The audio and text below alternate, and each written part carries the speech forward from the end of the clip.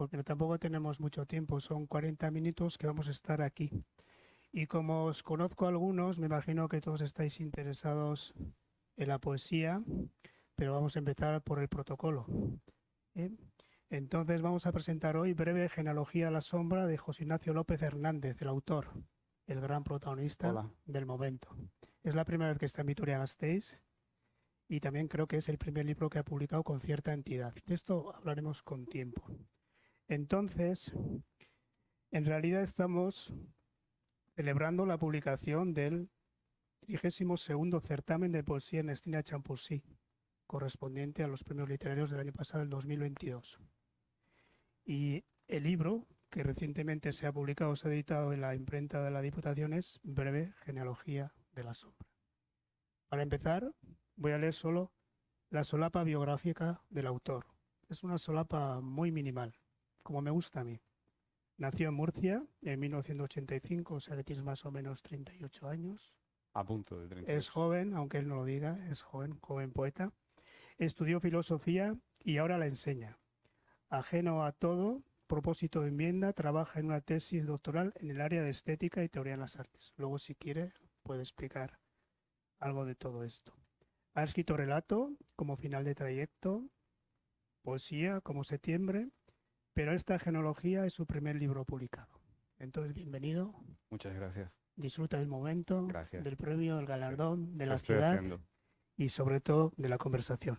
La primera pregunta es poco obligada, pero antes te voy a dejar unos minutos para que expliques quién eres, por qué escribes, tu trabajo como profesor de filosofía, más que nada para que el público se pueda ubicar un poquito en tu personalidad artística.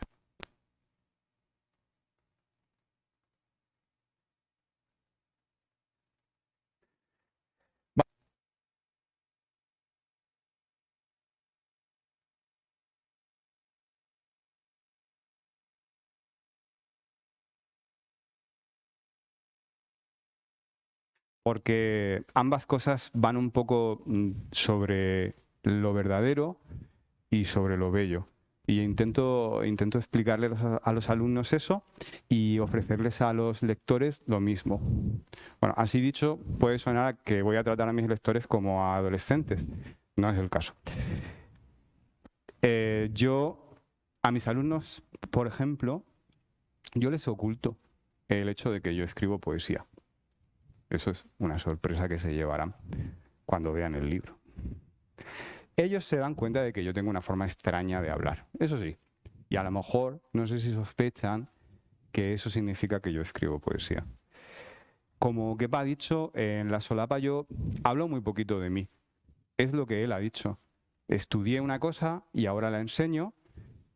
Sigo estudiando eso, hago una tesis doctoral sobre filosofía del arte y he escrito alguna cosa. No quería hablar mucho de mí porque de esta manera, aquí, porque pienso que lo que yo tenga que decir de mí que sea interesante está aquí dentro. Y intento que sean los poemas los que hablen de mí, más que un currículum en el que yo me pavoné de en el año 2000 se me ocurrió escribir tal cosa, que lo hice y lo hice mal. Pero esto me ha salido bien. Muy Entonces, por bien. eso estoy aquí. Bueno, es el primer libro publicado. Vamos a hablar un poquito de... No vamos a profundizar mucho en el libro porque un libro de poesía tiene que ser leído, sobre todo para saber qué es lo que dice o también qué es lo que calla. Pero vamos a marcar unas pautas que os sirvan de una orientación, una especie de pequeña lección didáctica para que os podáis pensar en lo que os vais a encontrar cuando leáis Breve genealogía de la sombra. Empezaremos por el título. Breve, sombra, pero especialmente genealogía. ¿Qué quieres decir con este título tan largo? Porque el libro es breve y también es intenso, pero el título del libro es un poquito más largo. ¿Nos puedes explicar un poquito el título, por favor? Sí, es verdad que para un libro tan corto el título es muy largo. Hay casi más título que libro. Breve, porque para lo que podía hacer intenté no pasarme, ser comedido. Y de la sombra, porque este es un libro, no sé si duro, pero habla de durezas. Es un libro que habla de oscuridades, de cosas negativas, de sombra. Y genealogía, porque una genealogía es intentar trazar el origen de una cosa, de dónde viene algo. Y yo quería saber por qué en mi vida o en mí había tanta sombra. Y como os contaba, la filosofía y la poesía coinciden en que ambas son formas de buscar la verdad. Y para esta sombra vital, personal, el instrumento adecuado era la poesía. Entonces dije, voy a hacer un intento de trazar de dónde viene, por qué este lado oscuro en mí. Y lo hice a través de los versos. Y aquí está el Es resultado. verdad, hay un trasfondo del pensamiento, pero lo hace a través de los versos muy comedidos y muy profundos, algunas veces con un tono triste. No sé si tú defiendes también un lenguaje triste para la poesía, pero también hay ciertos contrastes que hablan de luz y de cierta esperanza. Vayamos al libro. Está dividido más o menos en 5 cuadernos, más que capítulos habla de cuadernos, y voy a ir mencionándolos. Cuaderno de la memoria y la alucinación, que a veces en la poesía tanto la memoria y la alucinación se confunden. Cuaderno de la escritura, parece una especie de metaliteratura, una especie de poética. Cuaderno de la peor verdad, inevitablemente, cuando habla de la peor verdad, habría que preguntarle si hay otra verdad distinta a la peor que puede ser una mejor verdad. Cuaderno del amor roto, aquí quizá el poeta, aunque se contiene, desliza parte de su biografía, luego le podremos preguntar algo más. Y Cuaderno de un verano que lo fue de todos. Y este es un final más o menos bien cerrado, muy pleno, y habla de un verano, cuando previamente hemos tenido inviernos o otoños más tristes. Empezaremos por el Cuaderno de la memoria y de la alucinación. Aquí las palabras que utiliza son tristes, lo ha dicho él. Aparece una palabra que puede ser luz, pero otros son sombra, oscuridades, etc. ¿Quieres comentarnos algo sobre la memoria y la alucinación en este libro, por favor? Sí, pues el libro empieza con este cuaderno, son una serie de cuadernos, porque es como una investigación que voy realizando, esta genealogía, y como cuando eres un arqueólogo que llevas un cuaderno de campo, pues estos eran. Y hablo de la memoria, y si hablo de la memoria tengo que hablar de la alucinación, porque como seguro sabéis, no nos podemos fiar de nosotros mismos cuando recordamos. Tendemos a recordar las cosas tristes, a lo mejor más tristes de lo que fueron, las alegres lo contrario, o a mezclar. Y ese es un poco el problema que tenemos cuando intentamos mirar hacia atrás, que somos el único testigo disponible y somos un testigo del que no nos podemos fiar del todo. Entonces, al hacer memoria, me daba cuenta que tenía que hacerlo con precaución. Por eso cuando hablo de memoria también hablo de alucinación. Recordando las cosas, las deformamos, las vemos a la luz de otro sol que quizá esos días no brilló. Es por eso lo de la memoria y la alucinación. Sí, hay una... Bueno, he tenido que apuntarlo porque el libro me lo acaban de entregar, pero en ese pasaje de la memoria y la alucinación, el poeta dice, o la voz dice, salir era imposible porque todo era estar dentro. Es estar dentro de la vida, dentro de la tristeza o dentro de la misma poesía. ¿Qué nos Sí, puedes decir al respecto? que casi cualquier cosa, cualquier ambiente, un trabajo, una relación, una casa, por ser literales, aunque los hayamos deseado, muchas veces acaban volviéndose prisiones y queremos salir. Y nos damos cuenta de que no hay un exterior, no hay un afuera al que podamos huir. Si salgo de aquí es para seguir estando dentro de este otro círculo que es mayor. Esa sensación opresiva de laberinto era lo que yo quería manifestar ahí. ¿Te parece un libro opresivo? ¿Puedes pensar como autor que es un libro que puede, ¿cómo explicarte? Buscar, confundir, entristecer al lector o a la lectora. Sí, yo creo que fue un libro difícil, duro de escribir y creo que si lo hice bien, entonces tiene que ser un libro difícil, duro de leer. La poesía no solo va de bellos sentimientos, también es a veces una exploración de cosas que son más bien dolorosas. Y eso es lo que me temo que pasa aquí.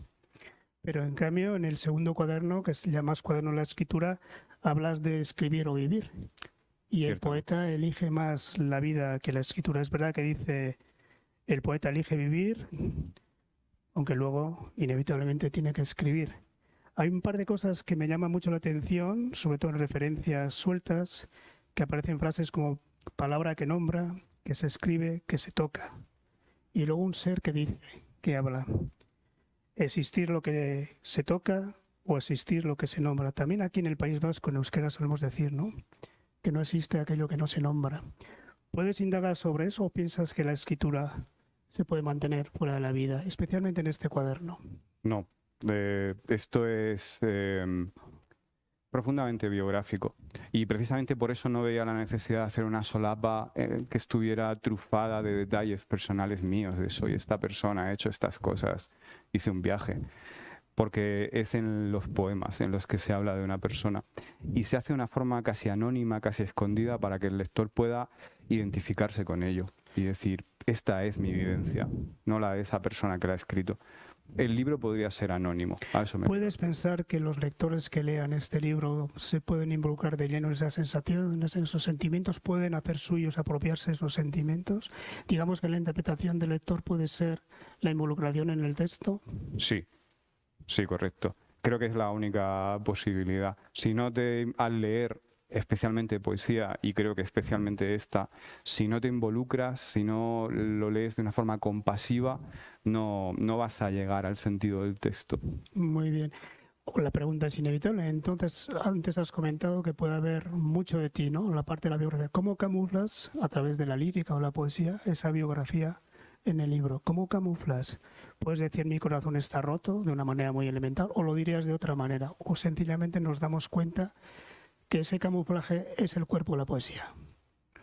Buena pregunta. Pues yo creo que ese camuflaje se da porque, aunque yo esté contando cosas que nacen de vivencias que he tenido, intento apelar a las posibles vivencias que la gente que vaya a leer este libro también tenga. Y esa es la diferencia entre la poesía y, por ejemplo, la filosofía o el periodismo o cualquier otra forma de escritura, que no solo busca ofrecer un mensaje, una verdad, un conocimiento, sino hacerlo de una forma que podemos llamar bella. Ese es el camuflaje de mis vivencias, que con ellas, a pesar de hablar de sombra y de cosas negativas, busco que sea algo bello. Sí, vayamos a las palabras. Parece que no, pero el peso de las palabras tiene un peso duro, seco. Palabras como ojos, creer, noche, familia, otras vidas.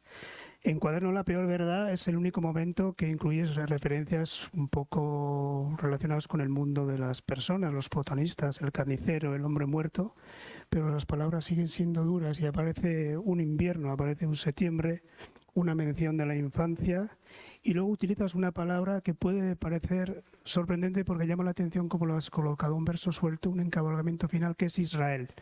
Eso queda un poco abierto. ¿Nos puedes explicar un poquito ese poema o estas referencias que he comentado? Sí, lo voy a hacer. La verdad es que a mí, cuando estaba escribiendo ese poema, ese final me lo pedía la música de los versos, de las propias palabras. Y es verdad, puse Israel al final de una cierta enumeración de un poema que es bastante desolador. Y en parte es porque yo de niño leía la Biblia. En parte escribo poesía por eso. Una lectura un poco a destiempo, acosado por preguntas, por la muerte, el más allá, dónde está el abuelo, ese tipo de cosas. Buscaba respuestas donde fuera y una de ellas era en la Biblia. Y en el Antiguo Testamento, si lo conocéis, hay un tono de letanía, de enumeración, y yo creo que esa fue mi primera experiencia poética. Y de esos reyes antiguos, de esos pueblos, los macabeos, Judea, etcétera, escribiendo ese poema dije, lo que estoy intentando hacer es escribir algo parecido a eso que yo leía de niño, acosado por miedos y preguntas que iban a destiempo. Y entonces terminé el poema con Israel. Pero la Biblia, aparte de muchas más cosas, es una gran novela.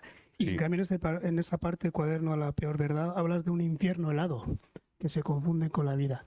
¿Crees que vuelves a transmitir eso como poeta en el libro? ¿Crees que podemos ver ese infierno helado y quedarnos un poco frío? ¿O crees que con ese infierno helado nos podemos involucrar de lleno para analizar no nuestros sentimientos, sino nuestra manera de entender el mundo? Sí, espero que sí. No sé si soy tan bueno, ¿sabes? Escribiendo. Yo espero que sí.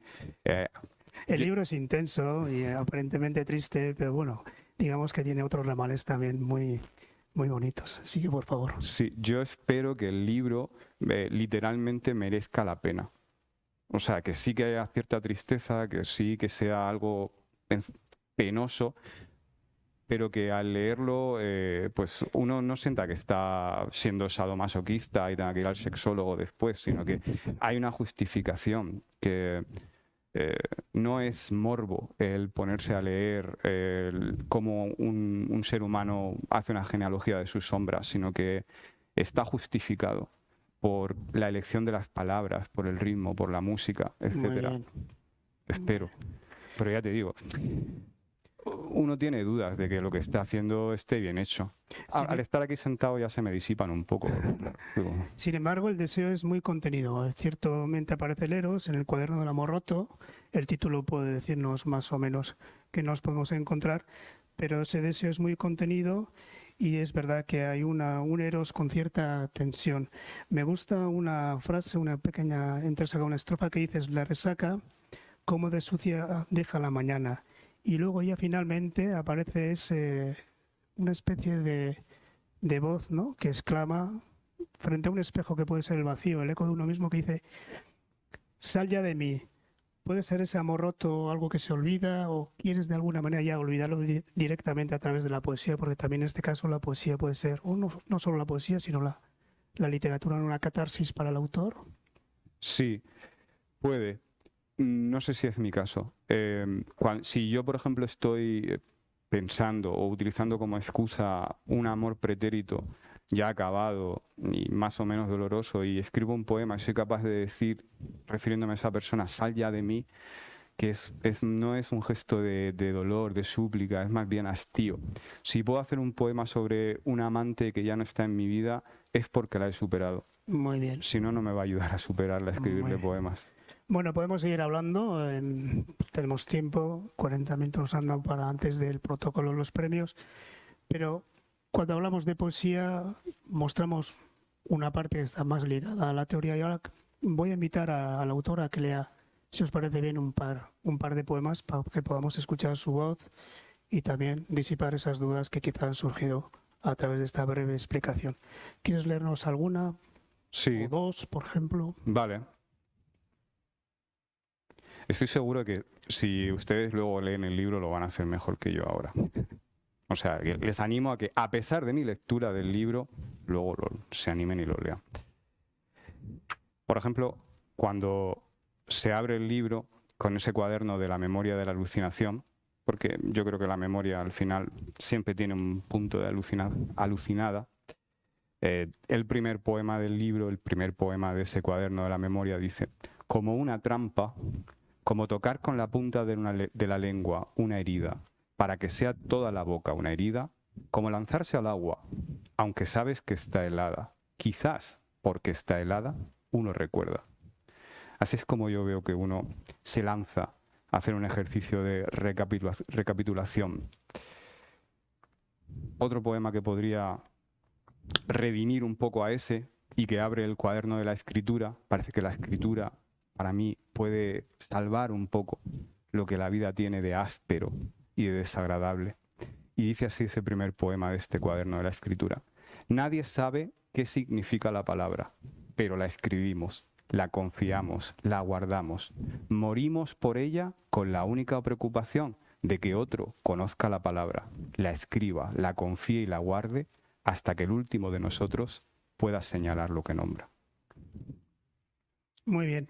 Son poemas breves. En este registro de nadie sabe qué significa la palabra, parece que es un poco más extenso porque juega con los espacios, los renglones, las estrofas, pero trabajas muy bien lo que se llama el contenido, la poesía breve. Excepcionalmente hay un par de poemas más largos, ¿no?, cuando Sí. te repites, en algunos bises, etcétera, pero ¿puedes decirnos cómo conjugas ese mundo, esa dualidad entre el poema breve y el poema extenso? ¿Crees que el poema breve, lo minimal, lo concéntrico, puede decir con poco mucho, o incluso que el poema extenso puede enmarañar lo que en principio se puede decir de una manera más breve?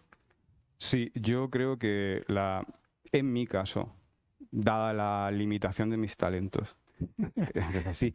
Es el falso pudor que tienen No, todos los poetas. solo que en este caso está justificado. La poesía para mí es como un licor fuerte, Ahí va. que te bebes un vasito pequeño, un chupito, un vaso grande, un gran recipiente, se diluye o se hace intragable. Entonces es muy excepcional que yo pueda escribir un poema largo. Alguno hay en este libro, como has dicho, pero si no me equivoco, son poemas que se refieren a otras personas, Muy que bien. no hablan de mí o desde mi perspectiva. Y ahí sí soy capaz de a lo mejor un ejercicio más extenso y mostrar músculo lírico.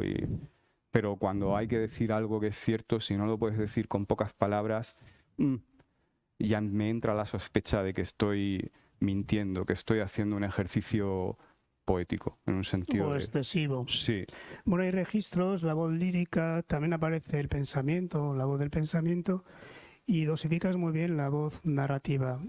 ¿Por qué lo haces así? pues no sé si es porque es lo único que puedo o que podía cuando escribía ese libro, lo digo sinceramente. Y también porque creo que cada género tiene una tarea específica y pues en una novela de 300 palabras, de 300 páginas, pues puedes dedicarle 50 a descripciones del cielo y no pasa nada. Pero en un... Bueno, eso no, hoy en día ya no. En el siglo XXI las descripciones también son muy breves. Sí. pues entonces imagínate en la poesía. Sí, creo que, que los poemas son unos ejercicios de concisión. Muy bien, perfecto. ¿Qué nos puedes hablar del lenguaje descriptivo en este poemario, por ejemplo? Hablas de la hierba, Sí, hablas de la siesta, sí, hablas del campo, sí. hablas, si no me equivoco, del páramo, pero luego confrontas esas realidades con un lenguaje descriptivo, con un lenguaje más lírico, incluso onírico. Hablas de llama y ceniza. Sí, Es un juego de espejos muy interesante. ¿Puedes explicarnos delante del público quizás si es intencionado o ha venido desde una visión más automática? es intencionado. Eh, aunque pueda parecer que a veces, pues, cuando sale bien el poema, responde a una lógica interna a cómo tienen que sonar las cosas y cada palabra cae detrás de la anterior con naturalidad. En mi caso, sudo sangre para escribir un verso, aunque tenga 4 palabras, aunque sea casi un haiku. Cuanto más pequeño, yo creo que cuanto más pequeño es más difícil de hacer. Las cosas que tienen pocos elementos, en cuanto falla una, ya un gran porcentaje está rota. Y eso es lo que pasa en un poema comedido, refrenado, escaso. A mí me han gustado mucho los finales de los poemas. No son finales contundentes, tampoco son finales que expliquen todo el poema, digamos que lo cierra muy bien, pero con una música interna. Sí. Vamos entonces, si te parece, a hablar del último de los capítulos, cómo cierra ese libro, el cuaderno de un verano que lo fue de todos. Aquí aparece la claridad, la luz, hay una cierta sed, Sí. vuelve a repetirse el mar. Generalmente la terminología es un paisaje muy árido, es un paisaje de campo, pero de vez en cuando hablas del mar, hablas como si hubiera una sed infinita. Y en este último cuaderno ya estamos en agosto, a diferencia del invierno anterior. ¿Crees que el mar, agosto, abre un panorama, un paisaje diferente? Porque el paisaje del libro es un paisaje al principio oscuro, es un paisaje, dicho, seco, duro, ancestral, tradicional. Se puede, ¿no? Quizá esos pueblos Sí. donde vive la familia o sabemos muchas cosas, pero en el último momento abres una ventana que hablas del mar, de la luz, de la claridad. Y aquí las palabras se van suavizando. Hemos vuelto a la llama, hemos vuelto a la ceniza puede ser el pasado, la llama puede ser el futuro. ¿Por qué cierras con este cuaderno de un verano que lo puede todos? ¿Para involucrar al lector, para pensar que el lector también puede vivir en esperanza, que el tiempo puede cambiar, o sencillamente porque el ciclo de tu vida poética en ese libro es así? En parte por eso último, qué buena lectura has hecho. Aprovecho para decirlo, tú lo que estás diciendo era lo que yo pretendía que se entendiera al escribirlo, salvo en lo de que terminar dando esperanza. Ese no era mi objetivo. Tiene trampa, porque si el libro va sobre la sombra, en algún momento tiene que haber luz, porque si no hay luz no hay sombra, lo que hay es una oscuridad cerrada y no se ve. También hay un detalle biográfico que puedo compartir con vosotros. No es un secreto, está aquí escrito. Yo soy de Murcia y no sé si conocéis o podéis imaginar cómo es un verano en Murcia. ¿Qué significa agosto en Murcia? Pues es Marte, es una estación extrema. ¿Es luminosa? Sí, Pero si la luz normalmente es algo que nos permite ver, un agosto murciano, la luz se convierte en algo que te ciega. Sí. Es lo que durante el invierno se está esperando que llegue con temor, porque al final no es algo que te salve, sino que la luz es tan extrema que se vuelve su contrario y tiene el mismo efecto que la oscuridad y la sombra. Recuerdo un verso que decías, ardiendo como el día. Ardiendo como el día, así Sí, es, sí, porque literalmente todo arde. sí. Las cosas están ardiendo, la noche es calurosa, Muy así bien. es. Bueno, esto está cambiando. Nosotros también hasta hace Y eso me unos temo. cuantos años teníamos las estaciones más o menos definidas aquí en el norte, en el País Vasco, especialmente en Álava, en Vitoria, y ahora digamos que algunas estaciones han desaparecido y los veranos son muy, no sé cómo emplear la palabra, son cálidos, diría incluso radicales, ¿no? Ha desaparecido la primavera, han desaparecido algunas estaciones intermedias y pasamos rápidamente de un verano un tanto alocado a un invierno más alocado. Terrorífico. Sí, digamos que está cambiando el cambio climático, estas cosas, pero nosotros vamos a volver a hablar un poquito de la literatura y un poquito de la poesía, y con pocas gotas la poesía suele llenar ese vaso que luego ofrecemos a nuestros invitados. Entonces, como buen anfitrión, ¿puedes leer algún poema más, por favor? Sí. Puedo buscar alguno de este último cuaderno. Y luego, después de las lecturas, si os parece, abrimos el turno a las preguntas, que tenemos 4 o 5 minutos y ya damos por finalizado el acto. Mientras está buscando los poemas para leer, os quiero contar que los libros no están a la venta todavía. Parece ser que lo acaban de publicar, lo acaban de imprimir, y entonces dentro de unos cuantos días, creo que es la próxima semana, los podéis adquirir en las librerías y podéis leerlos también en el servicio de préstamos de las bibliotecas. Yo os lo recomiendo. Breve genealogía de la sombra, recordar el nombre del autor, José Ignacio López Hernández. Vale, voy a leer un poema sobre este verano. No es el más duro y creo que también aquí y sin cambio climático podréis entender fácilmente el paisaje que intento presentaros. Dice así: los pájaros en inminente estallido pueblan el bostezo de los árboles. Es así como los pájaros conocen el suelo y cantan desde el vértigo. Es así como los árboles conocen el vuelo y lo intentan en el fruto.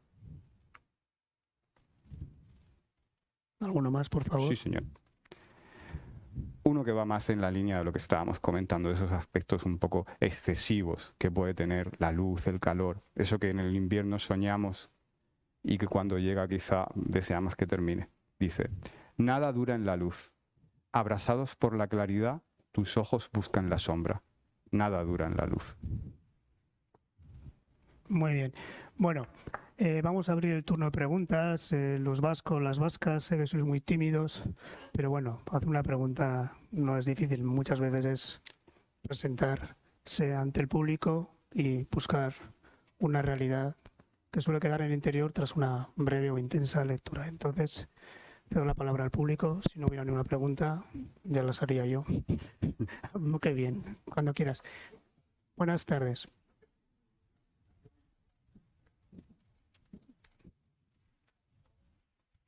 Perdona un momento, vas a esperar a que te traigan el micro porque todo esto está grabado. Y para Bueno, no sé- aprovechar el momento... No sé si se graba igual, hasta no pregunto, porque este tipo de... Eso me da más pudor también. No, bueno, yo quería preguntarte un poco por el hecho creador, ¿no? de escribir poesía. Has mencionado en varias ocasiones también tu esfuerzo voluntarioso también de que sea muy concisa. Incluso has utilizado la referencia a un licor fuerte. Claro, eso supongo que depende de la naturaleza de cada uno, pero desde el punto de vista del acto de escritor, muchas veces eso es un proceso inverso. Quiero decir, a veces se empieza escribiendo más, dejando que las palabras afloren, que vayan teniendo su densidad, su ubicación dentro de los textos y demás, y que al final sí se vaya decantando, quizás, o se haga un ejercicio, como bien has dicho antes también, a veces doloroso y extenso, de concisión, de limpieza de todo eso para que al final vayan teniendo todo su poderío, ¿no? En tu caso, ¿cómo es el proceso? ¿Es exactamente así o ya surge desde el principio prácticamente con esa concisión porque lo tienes incorporado ya en tu acto creador, digamos, el que sea así. Esa sería una pregunta. Y la segunda pregunta, un poco relacionada con esta, sería: ¿y cuánto tiempo te lleva a escribir un libro que habla de tu sombra personal y de tu vivencia, digamos, más o menos oscura y demás? Porque uno tendería a pensar que esa sombra que se ha ido larvando durante muchos años en la vida, en la biografía de una persona, también necesita mucho tiempo para que vaya mostrando sus matices, ¿no? Muchas gracias. A ti. Gracias. Muchas gracias. Pues con respecto a lo de la extensión o el caudal de los poemas, yo realmente leo con devoción y admiración y disfrute a poetas que son capaces de escribir un poema que ocupa decenas de páginas. No es una cosa metodológica que yo me proponga, es que por cómo hasta ahora como he escrito, si soy capaz de hacerlo largo es que no lo estoy haciendo bien, porque es como un estiramiento, que tienes que llegar al punto de más de esto no puedo y no quiero. Y cuando escribo yo me siento así. Entonces también pasa que entiendo que en poesía no puede ser escribir lo que tú quieras y dividirlo en versos, sin más. Tiene que estar... si no, la palabra se devalúa. Yo doy clase por la mañana, por ejemplo. No sé cuántas palabras podré decir, muchas más de las que mis alumnos quieren oír. Y luego estoy, por ejemplo, leyendo textos científicos, académicos sobre filosofía del arte, otras miles de palabras que pasan por mis manos.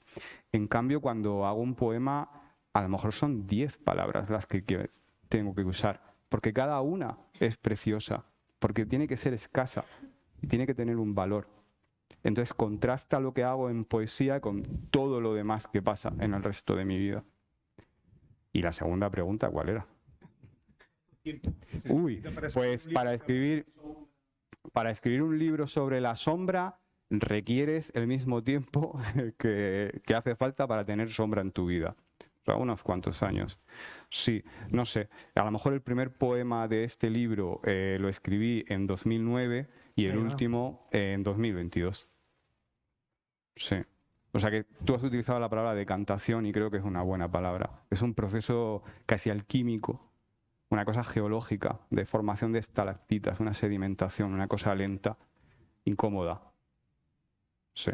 Muy bien, ¿alguna pregunta más? Por aquí, por favor. Perdona, espera un momento. Tenemos el micrófono. ¿Hay algún tipo de disciplina a la hora de escribir?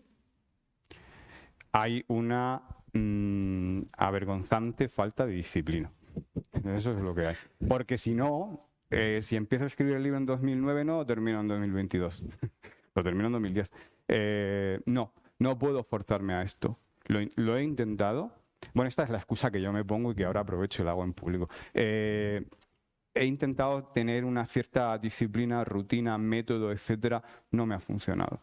Entonces digo, si esta es la única manera de hacerlo, lo voy a hacer así. A lo mejor así merece más la pena, a lo mejor así me sale mejor. Parece que sí, me han editado el libro. Así que, disciplina. Si ese es el sentido en el que me preguntabas, pero quiero cambiarlo. Con los años. Sí, poco a poco. Perdón. Hay una cosa, eso Que es. sí que es cierto lo que dices, completamente cierto, porque como yo intento escribir un poema, que me ponga a ello, no me sale. Tiene que ser, pues, a partir de un sueño o a medianoche, que me despierte lo que sea una imagen. Sí que es cierto eso. Yo también soy indisciplinada, reconozco. Gracias. Pues es mejor ser indisciplinado que no ser poeta de ninguna manera. Bueno, nunca se sabe. Cada escritor tiene una metodología diferente, tiene unas luces, unas sombras, cambia el tiempo, cambian los libros, cambia el género, cambia si estás solo, si estás acompañado, si necesitas dinero, muchas cosas. Tal solo puede decir que no hay una escuela única, no hay un camino único. Entonces eso es lo más valioso y lo más mágico de la literatura. La convivencia de diferentes caminos. En realidad somos un relevo de otros escritores que no están entre nosotros y que nos han enseñado parte de ese camino. Tenemos que cubrir el camino y también dar el relevo a la gente que va llegando bien con un libro diferente, con un libro de poemas, un ensayo, una novela, etcétera. Bueno, ¿alguna pregunta? La última, por favor. No hay preguntas. Prevalece la timidez del público. ¿Perdón? ¿O una pregunta al fondo? ¿Puedes pasar el micrófono? Kepa, José Ignacio, a mí me gustaría preguntaros que vosotros dos como poetas, uno un poeta con una carrera larga y otro un poeta, bueno, primer libro, pero ya nos has estado contando que desde hace muchos años, en el 2009, ya escribías el primer poema que aparece en este libro. Como poetas, en definitiva, ¿qué papel creéis que juegan o pueden jugar los premios literarios que convocan administraciones públicas o editoriales o cualquier tipo de entidad? ¿Qué papel creéis que juega en el estímulo, en el impulso a las personas creadoras? ¿Creéis que tienen sentido, que no tienen sentido? Me diréis que sí, claro, ahora como ganadores y tal. Pero bueno, no sé, alguna reflexión en torno al papel de los premios literarios, de las convocatorias, por favor. Bueno, creo que estabas al comienzo y él ha comentado que gracias a este premio ha publicado este libro. Yo no voy a responder a esta pregunta, sería un poco amplia. En algunos libros de memorias que he publicado, los puedes leer también, creo que hablo de los premios y entonces voy a dejar que él termine esta breve disertación sobre breve genealogía de la sombra con la respuesta a esta pregunta, si te parece. Gracias por tu pregunta. A ver qué contesto con esto detrás y el libro aquí encima de la mesa. Creo que los premios tienen al menos dos dimensiones. Una es pecunaria, una cosa material, que significan dinero. Y eso, por un lado, puede servir de motivación, puede servir de ayuda. Y por otro lado está que escribir principalmente poesía, al menos esa es mi experiencia, tiene algo de labor muy solitaria. La escribes solo y si acaba publicada en un libro y alguien lo lee, tú no vas a la casa de la persona a ver qué tal lo lee y si le está gustando. Entonces, incluso cuando acaba publicado y acaba siendo leído, sigue siendo una actividad muy solitaria. Cosas como esta rompen ese solipsismo de escribir. Ya no estás tú en tu casa sospechando que quizá eso se vaya a publicar, quizá lo vayan a leer y quizá les vaya a gustar, lo vayan a entender. Alguien se ha tomado la molestia de leerlo, de seleccionarlo, de premiarlo, de editarlo. Es una confirmación. El artista de cualquier clase, el poeta también, al menos yo, es por un lado vanidoso, si no, no te atreves a escribir y mandarlo a un premio. Y por otro lado, humilde o una persona llena de dudas. Cosas como esta hacen que la balanza caiga sobre el lado del ego, sobredimensionado, porque te han dado un premio. Algo estarás haciendo bien. O a lo mejor no lo estás haciendo bien, pero eres capaz de engañarles. Algo es algo.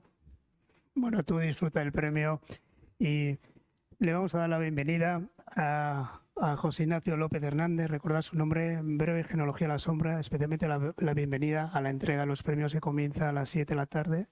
Podéis quedaros en el salón, creo que se pueden quedar. Bueno, podéis salir un poco fuera porque se va a cambiar el escenario y luego él, junto con el resto de los galardonados, volverá a subir al escenario ya una entrega más protocolaria, más oficial, pero también es un acto muy importante y muy interesante. Muchas gracias por su atención. Muchas gracias por todo. Y como Yo no, agradezco. gracias a la biblioteca y a los organizadores del acto por hacer que estemos delante de vosotros hablando de poesía. Muchas gracias. Muchas gracias.